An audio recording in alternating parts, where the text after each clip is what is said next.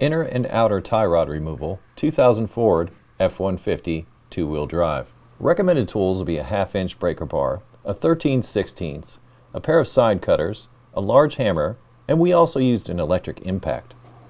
Start by removing the cotter pin from the outer tie rod's castellated nut. With the cotter pin removed, you can use a 13/16 to remove the fastener. Remove the cotter pin from the inner tie rod's castellated nut.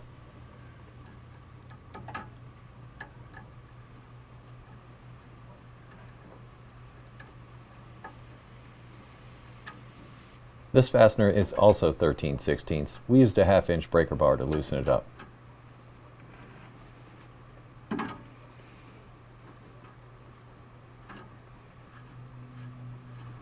With the fasteners removed, use a large hammer to strike what the tie rod studs go through to knock them loose.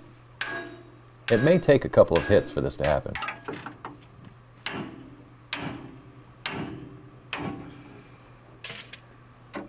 You have now successfully removed the inner and outer tie rods from a 2000 Ford F-150.